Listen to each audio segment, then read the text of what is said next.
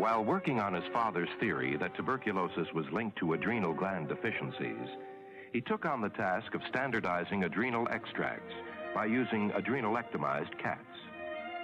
These were the steps required to standardize the biological extracts for later use with his tuberculosis patients. The cats chosen for the study were apparently in perfect health. They were kept in open-air pens with a yard 4 feet wide, 7 feet high, and 12 feet long. They were fed cooked meat scraps from the sanitarium, which included internal organ meats and bones, along with some additional raw milk and cod liver oil. According to all known standards, this diet provided an optimal amount of nutrients. The cats seemed healthy. The adrenalectomy technique had been proven appropriate. Nevertheless, the study suffered from an unexplainably high mortality rate.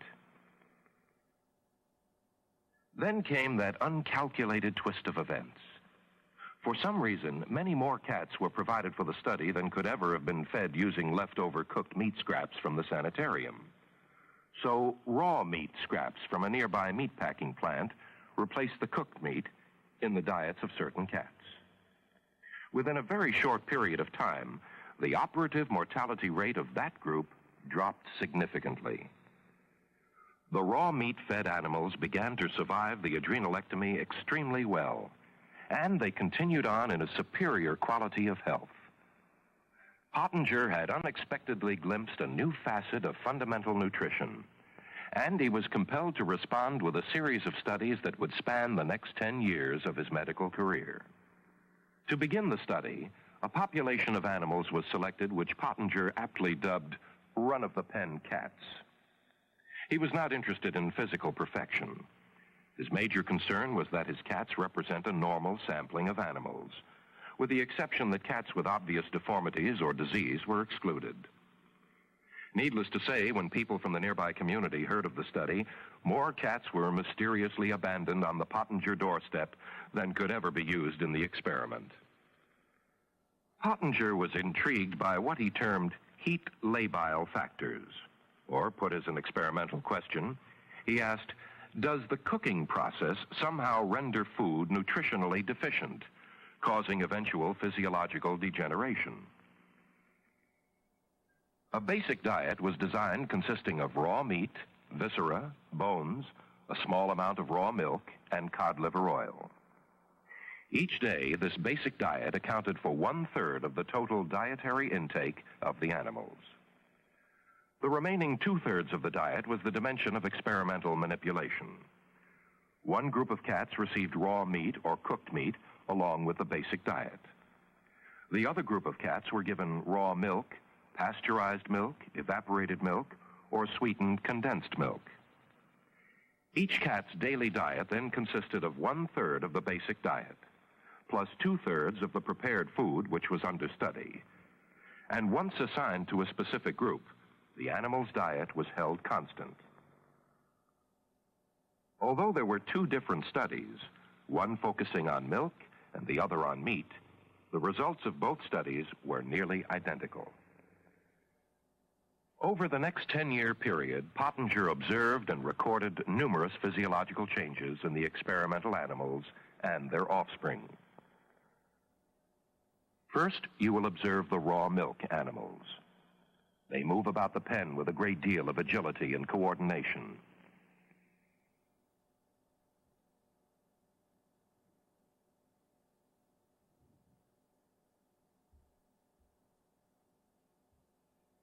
Notice the sheen to the fur and the normal sexual interest displayed toward the male in the next pen. As would be expected, they land on their feet when thrown in the air. The pasteurized milk-fed cats, shown here, move about the pen in a manner quite different from the raw milk cats. The cat in the foreground actually developed arthritis during the experiment.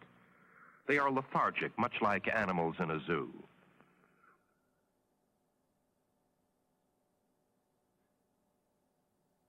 When thrown a short distance, these animals show a slightly impaired sense of coordination. Dental deterioration was also common. Note the abscesses above the molars, the reddish cast to the gums, and the soft gingiva.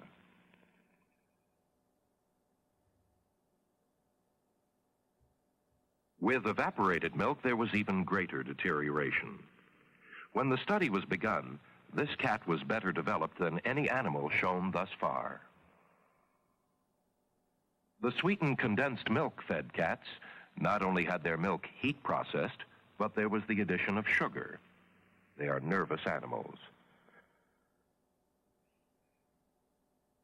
Again, there is marked deterioration in coordination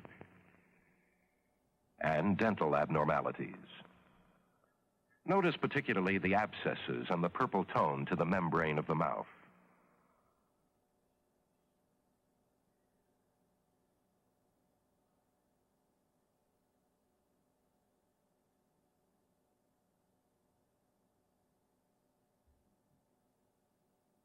For a further comparison, here is another example of normal development. Notice the firm gingiva, the normal coloring tones, the beautiful broad mouth, the full jaw with obvious power. This animal happens to be a male, but the comparison is nonetheless valid. Here is another illustrative comparison. The raw milk female gets in 20 or 30 licks for every one of the pasteurized milk female, then leaps away in disgust. These were all first-generation animals, born of theoretically healthy parents, and who themselves were healthy at the beginning of the study. Disturbing as these observations might be, the impaired balance, the lack of energy, the dental deterioration, some of the most significant findings emerged as Pottenger extended his study down to the second and third generations. Almost immediately, Pottenger noticed that animals fed the raw meat diet for 2 generations appeared larger than the same generation of cooked meat cats. At 16 weeks, this second-generation raw meat cat weighs 2,000 grams, while the second-generation cooked meat animal only comes up to 1,600 grams. Compare the black kitten with this raw meat kitten. The sheen, the sparkle of the eyes, the well-developed face. Nutritional studies often look at skeletal development as a rather vital index of dietary sufficiency. This is a raw meat animal with the full, round face. A later examination of the skull showed a firmly developed zygomatic arch. The frontal sinuses were complete, and calcium content of the bones throughout the body ranged from 12 to 17% by weight. The skulls of adult cats with a long ancestry of raw food diets are surprisingly constant. Here we find the development of a second-generation cooked meat animal. The head has begun to flatten and is actually smaller than the comparable raw meat cat. The skull shows the major reasons for this change. The zygomatic arch is not completed. The nasal development is somewhat irregular, and the calcium content has fallen to 10%. Third-generation cooked meat animals show the most remarkable skeletal change. The skull is considerably smaller. It is flat with pointed features. The skull shows a poorly developed zygomatic arch. The bones are paper-thin and soft like sponge rubber. The frontal sinuses had developed in a peculiar fashion, and the calcium content of the bones had fallen to a low 3% by weight. Activity level is another index of interest. In this pen, there is an obvious difference in activity level between the raw meat animals and the cooked meat animals. One of these cooked meat kittens actually had a broken back resulting from a failure in development. Moving into the third generation of experimental animals, the degeneration was even more pronounced. The smaller animal is a cooked meat kitten and is actually the oldest of the 3. The kitten on the left is a second-generation raw meat cat, and the one on the right is a second-generation cooked meat cat. Here is a second-generation cooked meat mother with her third-generation offspring. She has a male body configuration. Her offspring developed nasal and ocular allergies. From this same litter came an asthmatic kitten, purportedly the first to be reported in the research literature. Again, there is marked dental deterioration, abscesses, poor coloring, and gingival irritation. Pronounced exhaustion was a typical observation among the third generation of cooked meat kittens, as well as impaired coordination. This third generation cooked meat kitten had over 24 fractures resulting from a failure in development. And finally, this little third generation cooked meat kitten was unable to release its claws from the hardware cloth and probably would have died had not the assistant taken it down. At this juncture in the study, a most interesting development emerged. The cooked meat cats were unable to successfully reproduce after the third generation. Most were void of sexual interests, and those that had attempted to mate could only produce stillborn litters. On the other hand, the raw meat animals continued to reproduce healthy offspring generation after generation. The notion that specific nutritional factors in food may be destroyed by heat processing is obviously not far-fetched. Physiological deterioration down the generations is quite graphic, and according to Pottenger, the process was found to be reversible only with great difficulty. He did demonstrate that the animals could make considerable gains towards physiological normalcy, but it took 4 generations of a raw food diet before the animals regained their native structure and original level of well-being. An interesting sidelight came 6 months after the experiment's conclusion, when volunteer weeds emerged in the fallow pens. In the raw milk pens, the plants flourished.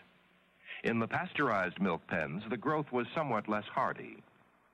Plants in the evaporated milk pens struggled, and the sweetened condensed milk pen speaks for itself. At a later date, navy beans were planted in the respective pens, with parallel results. What are we to make of these numerous observations? I suppose one could easily slip into pessimism when translating these findings into terms of human deficiency. However, there are certain redeeming features that should be examined. From the beginning, the dietary intake of each animal was carefully controlled. Man is rarely restricted to such a high degree because he is omnivorous.